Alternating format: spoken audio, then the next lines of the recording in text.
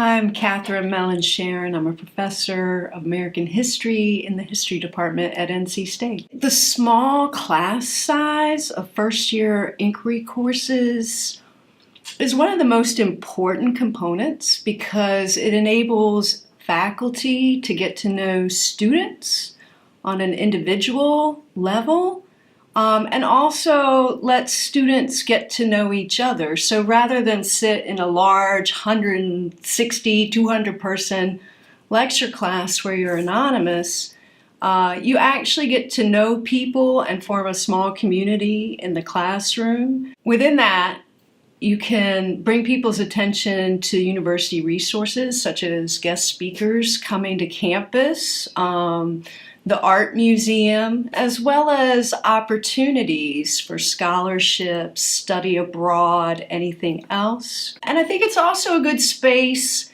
to help people transition from high school to college. And again, not being anonymous on a big campus, but actually belonging to a community. As a professor, my most important goal is to create a community amongst a group of strangers.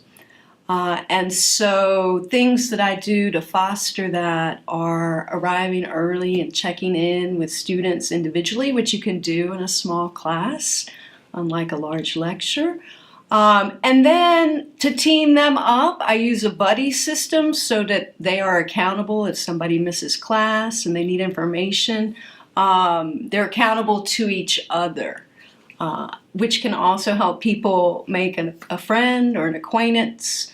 The unique thing about first-year inquiry courses is that you have students from all majors, all different colleges, all sitting in the same room, so they meet people from across campus rather than just their college, which I think is a big advantage in navigating that transition from high school to college. Another method I use teaching is scaffolding different kinds of assignments across the semester so that students learn to take the lecture content or course readings and use those as evidence in the assignments for answering prompts and things like that. I also promote reflection amongst students with what they're learning by having people take the first 5 minutes of course just to respond to a general question about the readings that we'll be talking about that day. So it gives people a chance to get their mind together, get their mind set for what the work we're getting ready to do together. And then finally, I have a final group project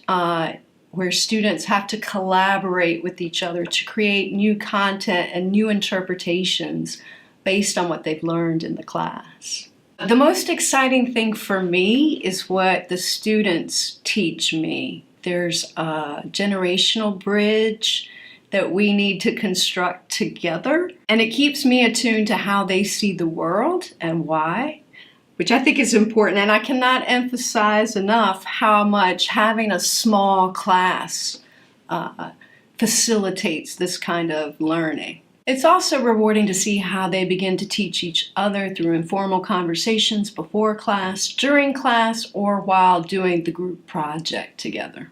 I had a student in one of my FYI courses, Olivia Townsend, who at the end of her first semester as a freshman identified an internship, a paid internship opportunity with the Office of Undergraduate Research, in which she conducted research for me, but also had to present her own research interest in a poster presentation at the Undergraduate Research Symposium in the spring.